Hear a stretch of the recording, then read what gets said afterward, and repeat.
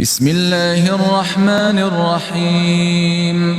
يا أيها المدثر قم فأنذر وربك فكبر وثيابك فطهر والرجز فاهجر ولا تمنن تستكثر ولربك فاصبر فإذا نقر في الناقور فذلك يومئذ يوم عسير على الكافرين غير يسير ذرني ومن خلقت وحيدا وجعلت له مالا ممدودا وبنين شهودا ومهدت له تمهيدا